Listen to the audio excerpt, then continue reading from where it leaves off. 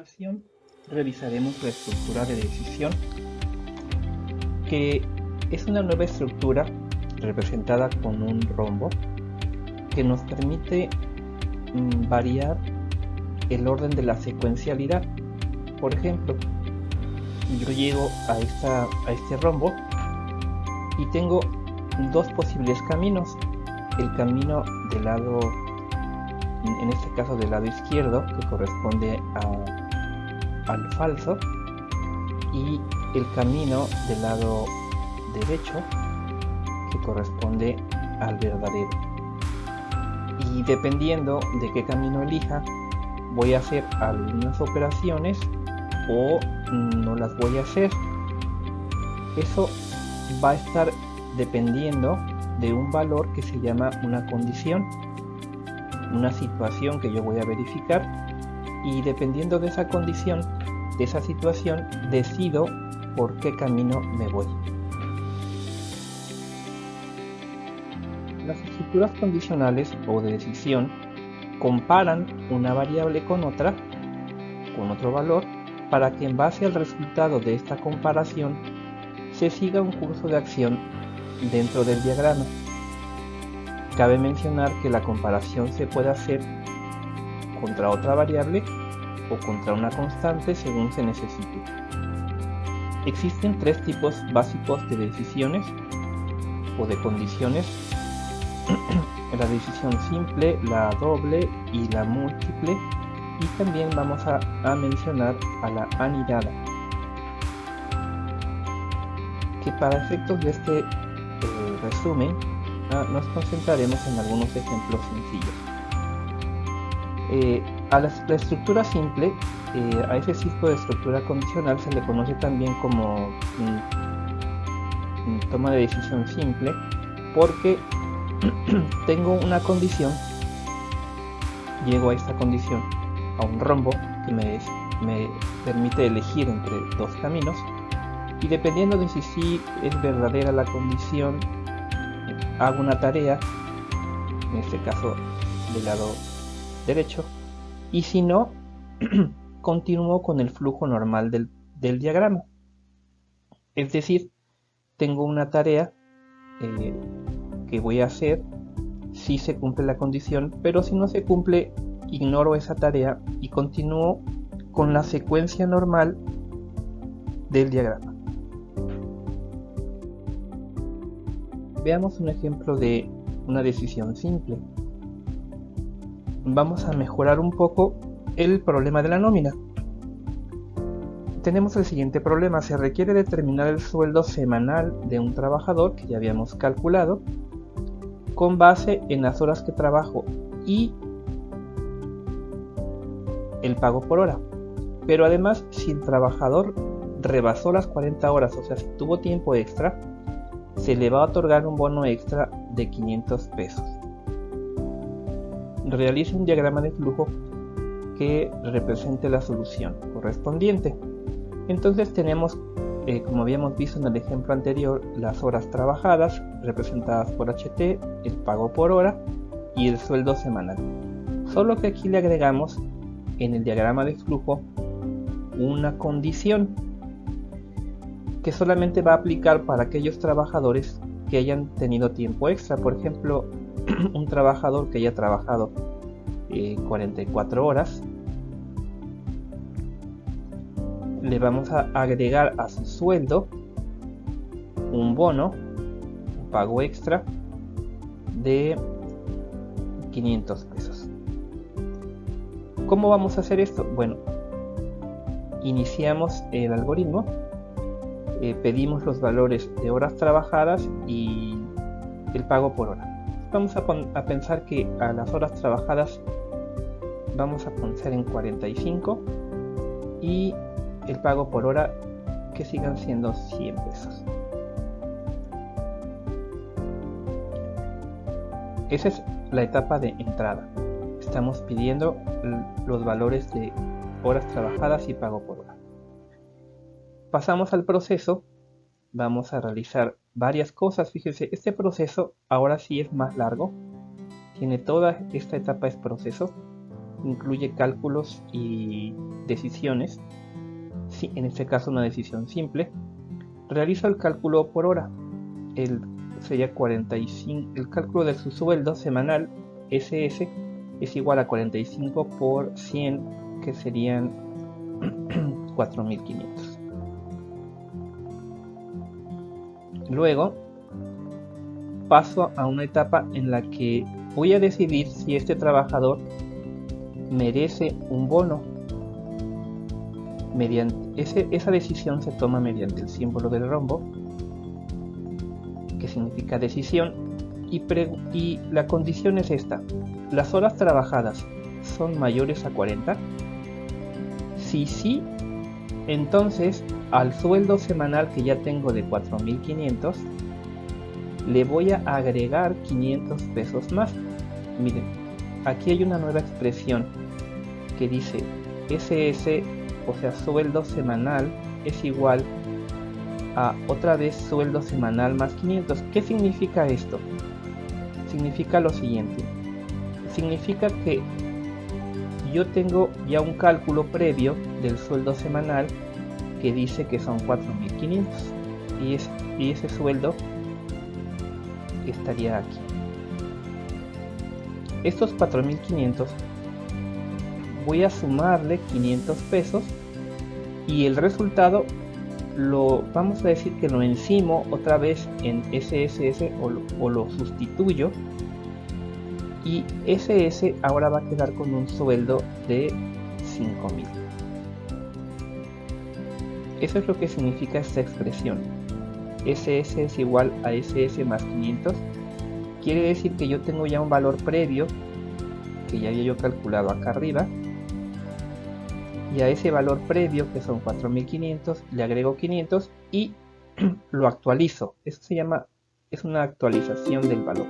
Va a cambiar, ahora se vuelve 5.000. Y a esa expresión se le conoce como una acumulación o un acumulador.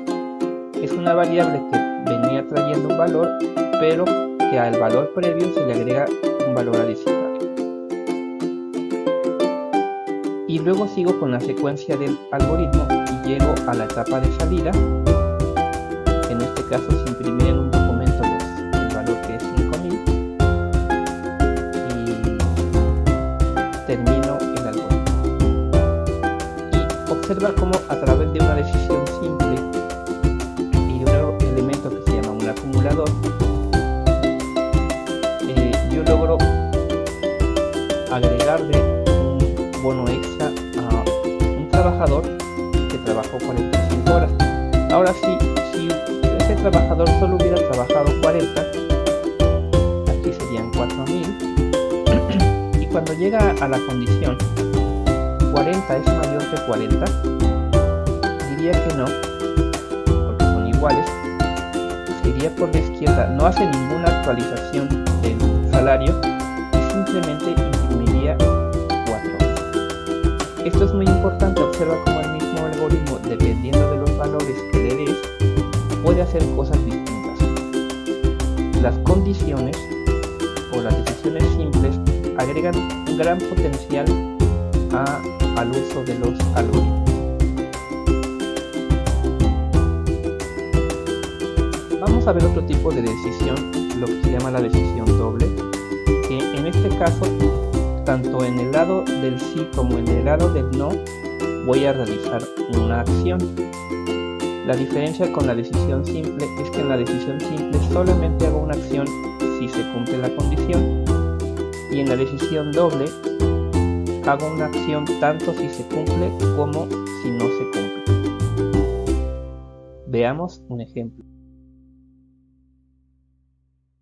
Retomemos el cálculo de la empresa constructora de los terrenos. Dice: una empresa constructora vende terrenos con la forma de la figura 1. Realiza un algoritmo y represéntelo mediante un diagrama de flujo para obtener el área respectiva de un terreno. Si este mide más de 1.000 metros de área, se le cobrará el metro cuadrado a un valor de 200. Pero si no, entonces el valor del metro cuadrado será de 220. Eso quiere decir que a un terreno más grande se le va a hacer un pequeño descuento y a un terreno más pequeño el valor del metro cuadrado va a ser un poco más caro. Tengo todas mis variables. La variable A es la altura del triángulo y rectángulo unidos, es toda esta área, toda esa longitud. La variable B es la base tanto del triángulo como del rectángulo. La variable C es la altura del rectángulo. La variable AT es el área del triángulo, o sea, sería esto. AT es el área del triángulo. La variable AR es el área del rectángulo, que sería esta. Y el área total es la suma del área del triángulo más el rectángulo. Es toda la figura, todo el terreno. Y CT es el costo, perdón, AR es el área del rectángulo, área total, área de la figura. Y CT, costo total del terreno. Observa cómo empezamos nuestro algoritmo en la etapa de inicio y empezamos con la entrada de datos. Vamos a leer la altura del triángulo, la altura del triángulo y rectángulo unidos, que es la A, la B y la C. Nuevamente vamos a darle valores, por ejemplo aquí le ponemos un 10, aquí le ponemos un 6 y aquí le ponemos un 8. Eso quiere decir que a la hora de que yo leo, en la variable A voy a leer el valor 10, en la variable B voy a leer el valor 8 y en la variable C voy a leer el valor 6. Y se cumple la etapa de entrada. A partir de ese momento la A vale 10, la B vale 8 y la C vale 6.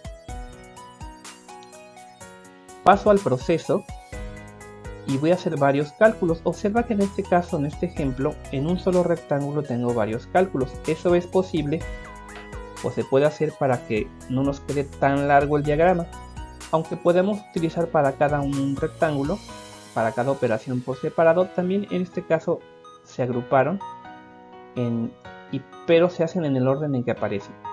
Primero el área del triángulo, que se calcula como la base multiplicado por la altura, que ya vimos que la altura es A menos C. A menos C representa la altura del triángulo. Y todo esto base por altura se divide entre 2 y me da el área del triángulo.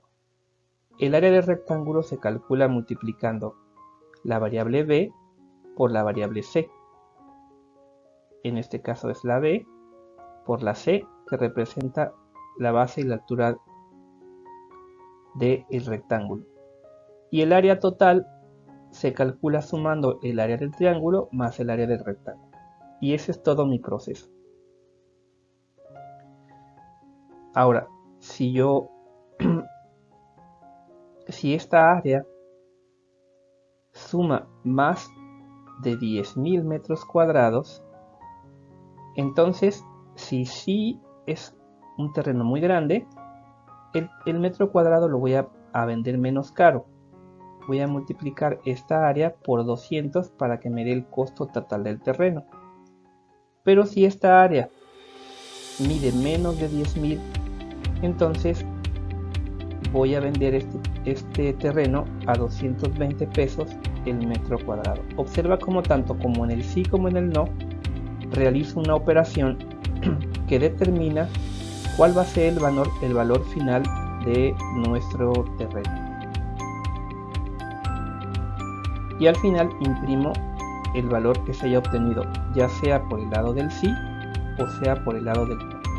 Es importante que notes que solo se va a realizar uno de los dos lados, dependiendo del tamaño del área. Y a este tipo de decisión se le llama decisión doble, o también a veces es lo que se llama el sí no.